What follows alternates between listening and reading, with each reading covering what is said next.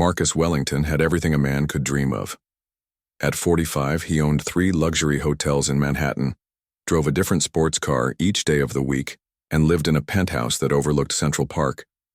His bank account had more zeros than most people could count, and his business empire seemed unstoppable. Every morning he would wake up in his silk sheets, sip coffee from his gold-rimmed cup, and watch the city come alive beneath him. But success came with a price that Marcus never anticipated.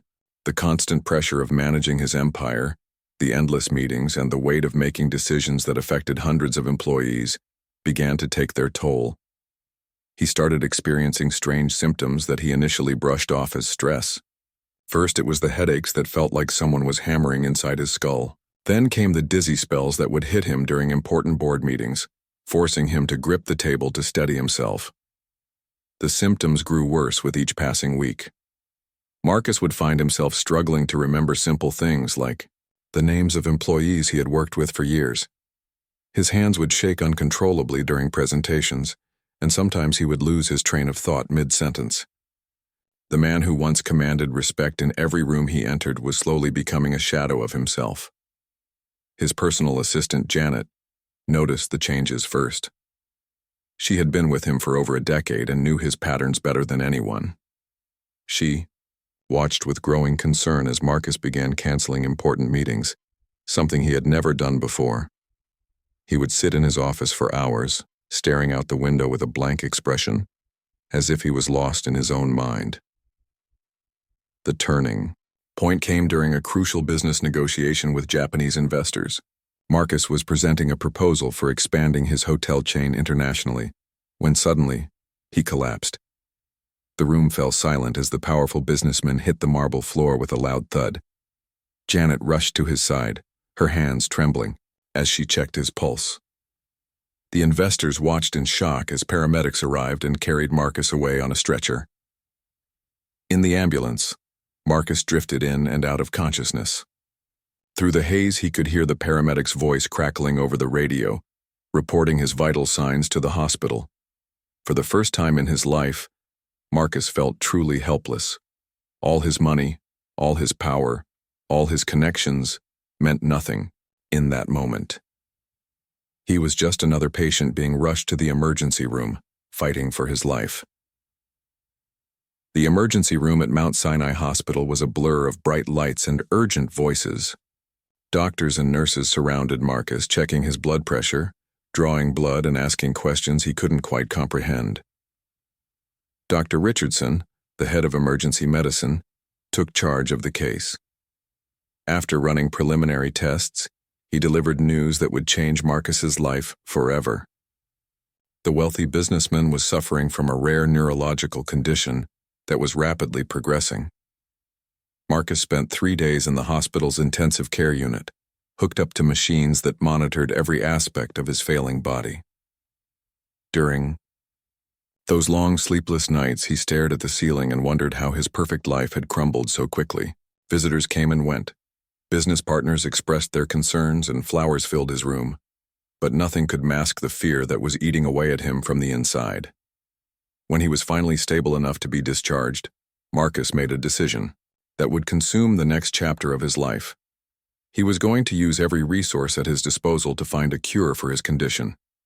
Money was no object, and he was determined to buy his way back to health, no matter what the cost.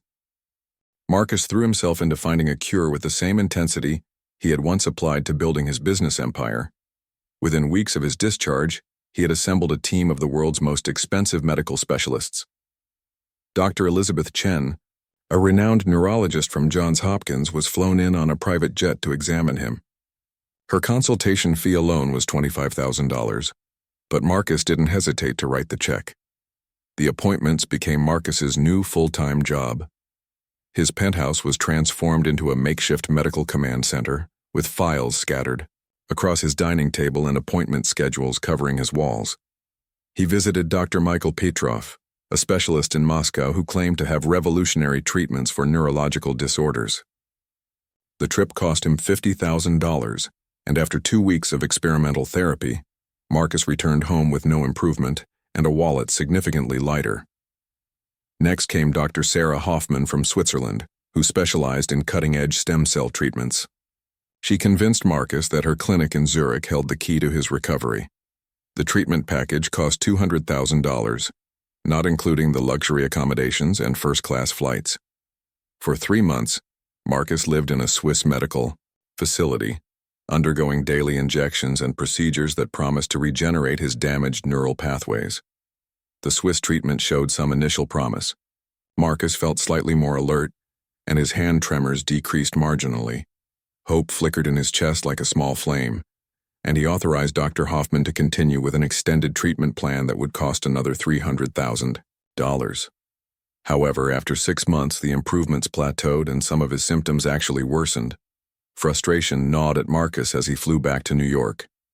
His condition was progressing, and despite spending over $1 million on treatments, he wasn't any closer to a cure. His business was suffering from his absence, and his personal relationships were strained. Friends and family members watched helplessly as the man they once knew disappeared behind a wall of medical jargon and experimental treatments. Dr. James Morrison, a specialist from California, promised a breakthrough with his innovative brain stimulation therapy. Marcus spent another $200,000 on this treatment, living in a Beverly Hills clinic for 2 months. The therapy involved precise electrical impulses delivered to specific regions of his brain, but the results were disappointing. If anything, the treatment seemed to accelerate his cognitive decline. The parade of specialists continued. There was Dr. Antonio Rivera from Barcelona, who specialized in genetic therapy, costing Marcus another $250,000. Dr. Yuki Tanaka from Tokyo claimed that ancient Eastern medicine combined with modern technology could reverse his condition. Each specialist brought new hope, new promises, and new bills that Marcus paid without question. By the end of his first year of treatment, Marcus had consulted with over 30 different specialists across 4 continents.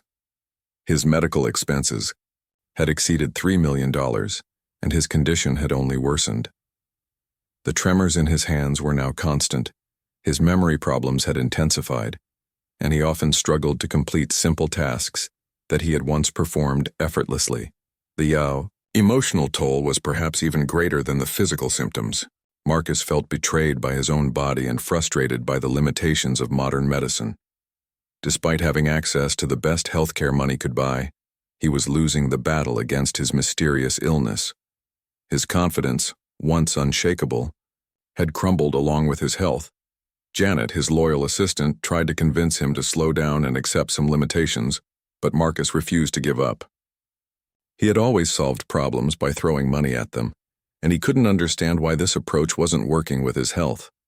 The man who had once commanded boardrooms now spent his days researching obscure medical journals and chasing miracle cures around the globe. 2 years into his medical odyssey, Marcus had become a shell of his former self. The man who once strode confidently through hotel lobbies now shuffled carefully, afraid that another dizzy spell might send him tumbling to the ground. His business empire, once his greatest pride, was being managed by a board of directors who made decisions without consulting him. Marcus had become a passenger in his own life. The isolation was suffocating. Friends stopped calling, partly because Marcus had become obsessed with his condition and could talk about nothing else, and partly because seeing him decline was too painful for them to bear. Family gatherings became awkward affairs where everyone pretended not to notice his trembling hands, or the way he would lose track of conversations mid-sentence. His penthouse, once a symbol of his success, had become a prison. Medical equipment cluttered the elegant living spaces, and pill bottles lined the marble countertops like soldiers in formation. Marcus would spend entire days sitting by his window, watching life continue far below while he remained trapped in his failing body. The city that had once energized him now seemed distant and unreachable. The worst part was the unpredictability of his symptoms. Some days he would wake up feeling almost normal, convinced that he was finally improving. He would make plans, schedule meetings, and for a few precious hours he would feel like his old self again. But inevitably the fog would roll back in, the tremors would return, and reality would crash down around him like a house of cards. Marcus's relationships suffered terribly during this period. His younger brother David, who had always looked up to him, found it increasingly difficult to visit. Seeing Marcus struggle with simple tasks like buttoning his shirt or remembering his nephew's name was heartbreaking. David would leave these visits feeling guilty and helpless, unsure how to help his once powerful brother. The financial strain was beginning to show as well. Despite his wealth, the constant medical expenses were taking their toll. Insurance companies had stopped covering many of the experimental treatments, and Marcus was essentially funding his own medical research. He had spent over $5 million in 2 years, with no meaningful improvement in his condition. Dr. Patricia Walsh, a specialist from London, was the latest in a long line of experts who promised breakthrough results. She operated an exclusive clinic that catered to wealthy patients seeking alternative treatments. Marcus paid $400,000 up front for a comprehensive program that combined traditional medicine with holistic approaches. For 3 months, he lived in her facility, following strict dietary regimens and participating in experimental therapies. The London treatment was perhaps the most disappointing yet. Not only did Marcus show no improvement, but some of his symptoms actually worsened during his stay. The cognitive fog became thicker, and he began experiencing episodes of confusion that left him disoriented and frightened. Dr. Walsh attributed these setbacks to the healing process, but Marcus knew better. He was getting worse, not better. Flight back to New York was a nightmare. Marcus had a severe episode of disorientation at Heathrow Airport, becoming confused about where he was and why he was there. Airport security found him wandering the terminal, unable to remember his gate number or even his destination. It took 2 hours and several phone calls before they could confirm his identity and get him onto his flight. Back in his penthouse, Marcus hit rock bottom. The latest failure had shattered what remained of his hope, and for the first time since his diagnosis, he began to consider the possibility that he might never recover. The idea terrified him more than death itself. Marcus Wellington, who had built an empire through sheer force of will, was facing an enemy he couldn't defeat, no matter how much money he threw at it. Janet found him one evening sitting in his darkened living room, staring at the twinkling lights of the city below. He looked so small and vulnerable in his oversized chair, a far cry from the commanding presence he had once been. When she asked if he needed anything, he simply shook his head and continued staring out the window, lost in thoughts too dark to share. Marcus rarely left his penthouse anymore, but on this particular Tuesday afternoon, cabin fever got the better of him. Against Janet's protests, he decided to take a short walk around the neighborhood. The fresh air felt foreign in his lungs, and the bustling sidewalks seemed overwhelming after months of isolation. His legs felt unsteady, and he had to stop frequently to rest and regain his balance. After walking for only 2 blocks, exhaustion hit him like a wave. His vision began to blur, and the familiar sensation of dizziness started to creep in. Panic set in as he realized he was too far from home and too weak to make it back. He stumbled toward the nearest building, which happened to be a small, unpretentious diner called Sonny's Place, that he had never noticed before despite living in the neighborhood for over a decade. The diner was nothing like the upscale restaurants Marcus was accustomed to. The vinyl booths were cracked with age, the linoleum floors showed years of wear, and the fluorescent lights buzzed overhead. But it was warm and welcoming, and most importantly, it had a chair where he could sit and recover. Marcus collapsed into a corner booth, his breathing heavy and his hands shaking more violently than usual.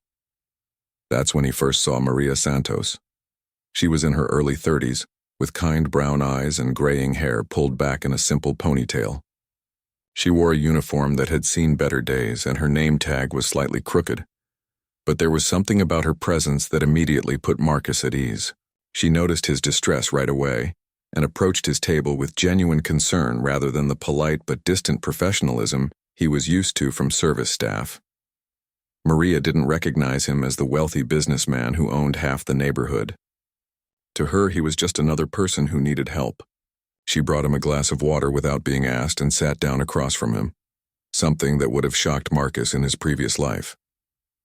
No one sat down uninvited with Marcus Wellington, but in his current state, her kindness felt like a lifeline.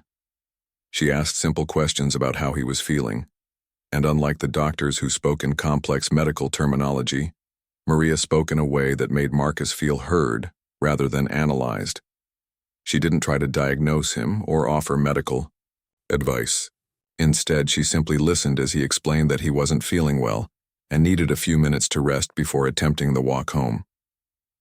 Maria had worked at Sonny's place for 8 years, ever since she dropped out of high school to help support her family.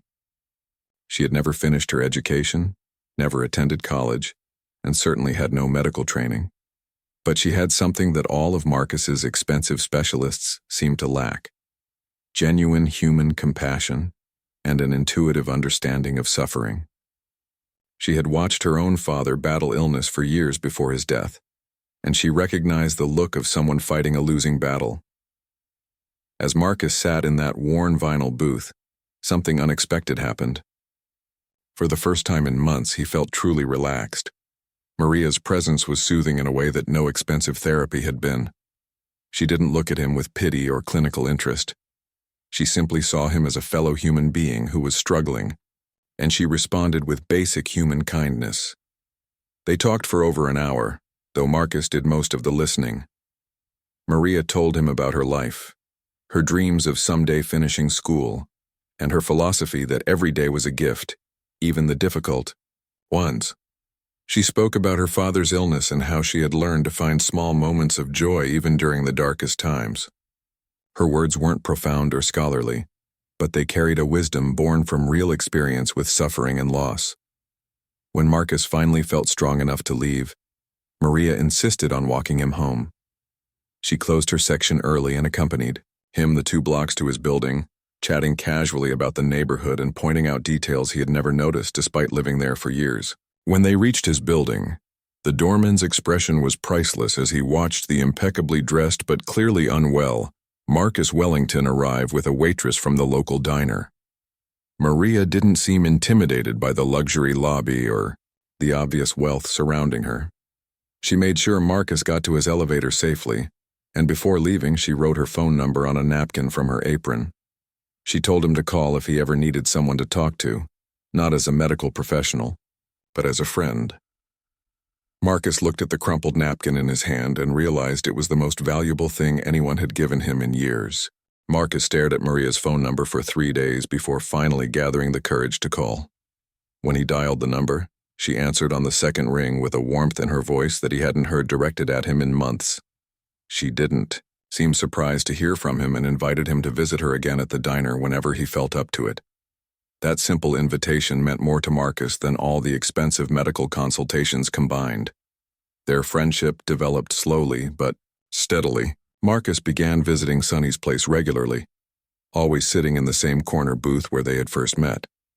Maria would bring him coffee and sit with him during her breaks, never asking about his wealth or his business, but always inquiring about how he was feeling that day.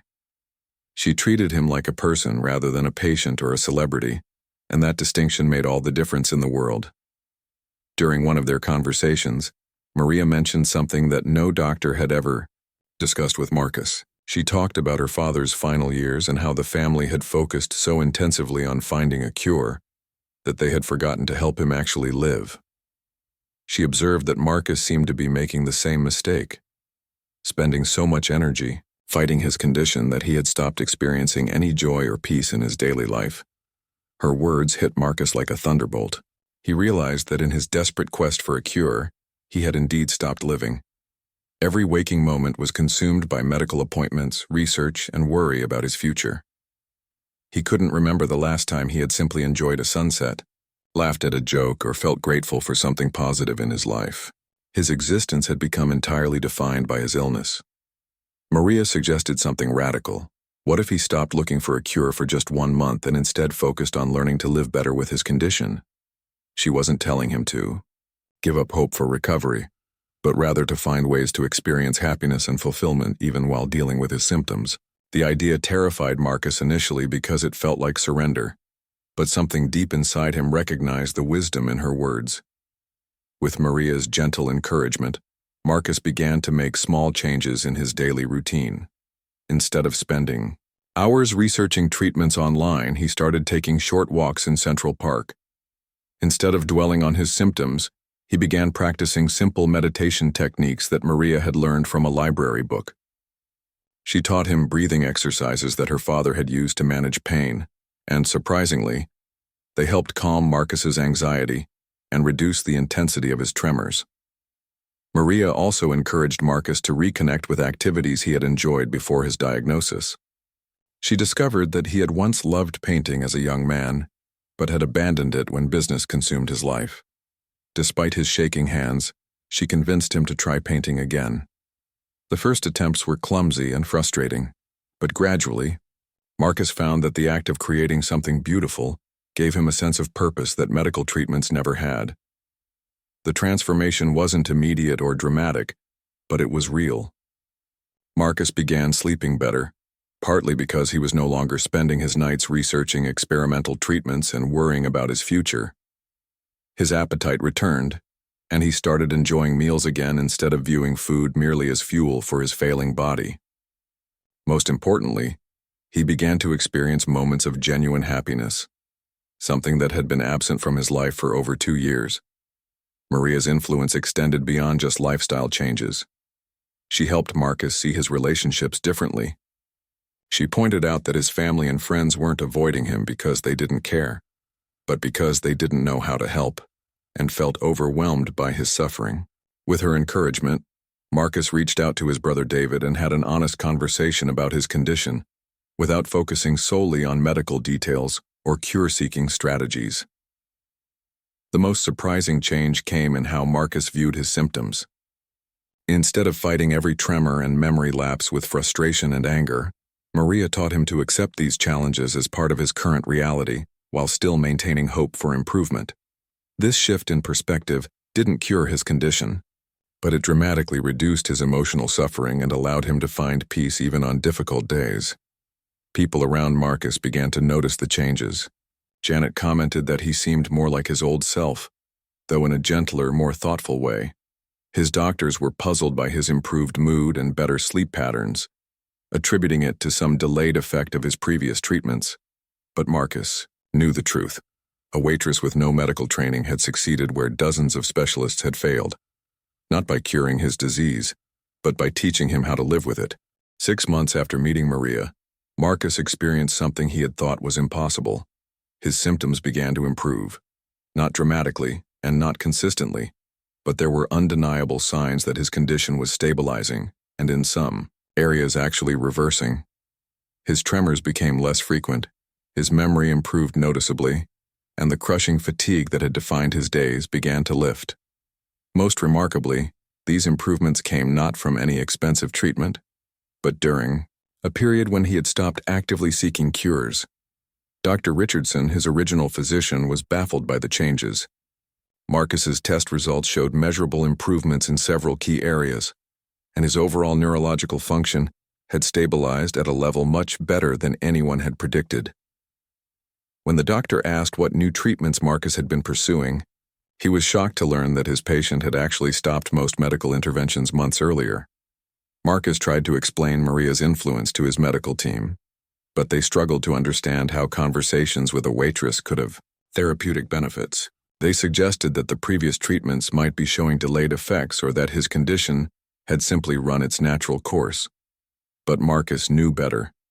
The healing had begun when he stopped fighting his illness and started learning to live peacefully alongside it. The relationship with Maria had evolved into something deeper than friendship. She had become his teacher, therapist, and spiritual guide, all rolled into one person who asked for nothing in return except his genuine friendship. Marcus realized that in all his years of wealth and success, he had never experienced such pure, unconditional caring from another human being. Maria saw value in him that had nothing to do with his money or status, and her belief in his worth as a person had awakened something powerful within him. As his health improved, Marcus began to reassess every aspect of his life. The business empire that had once consumed him seemed less important now. He started delegating more responsibility to his management team and began exploring ways to use his wealth for meaningful purposes. Inspired by Maria's selfless nature, He established a foundation to help people with neurological conditions who couldn't afford expensive treatments. Marcus also returned to the diner regularly, not as a patient seeking comfort, but as a friend who genuinely enjoyed Maria's company. He learned about her struggles to support her younger siblings, her dreams of becoming a nurse someday, and her quiet acts of kindness that touched everyone around her. In return, he shared stories from his business career and his journey through illness, always careful to treat her as an equal rather than someone he was helping. The transformation in Marcus was evident to everyone who knew him. His brother David later said it was like watching someone come back from the dead. The angry, desperate man who had been consumed by his illness was replaced by someone more thoughtful, more present, and paradoxically more alive, despite his ongoing health challenges. Marcus had learned to find joy in small moments. A good conversation, a beautiful sunrise, or the simple pleasure of a meal shared with a friend. 1 year after their first meeting, Marcus made a decision that surprised everyone, including himself. He sold 2 of his 3 hotels and used the proceeds to fund medical research into neurological conditions, with a special focus on holistic approaches to treatment. He also quietly paid for Maria to complete her education, though he did so through an anonymous scholarship program to preserve her dignity and independence. The most profound change was in how Marcus viewed his illness. What had once been his greatest enemy became, in a strange way, his greatest teacher. The condition had stripped away everything he thought defined him, his wealth, his power, his invincibility, and forced him to discover who he really was, underneath all those external trappings. He learned that his true value as a person had nothing to do with his achievements or possessions. Marcus's story spread quietly through medical circles, not as a miraculous cure, but as an example of how healing involves much more than just treating symptoms. Several doctors began incorporating elements of Maria's approach into their own practices, listening more deeply to patients, addressing emotional and spiritual needs alongside physical symptoms, and recognizing that healing sometimes comes from unexpected sources. Today, Marcus continues to manage his condition, which remains present but no longer dominates his life. He splits his time between his scaled-down business interests and his foundation work. Every Tuesday, he still visits Sonny's place for coffee with Maria, who is now halfway through nursing school. Their friendship remains the cornerstone of his recovery, a daily reminder that the most powerful medicine is often the simplest.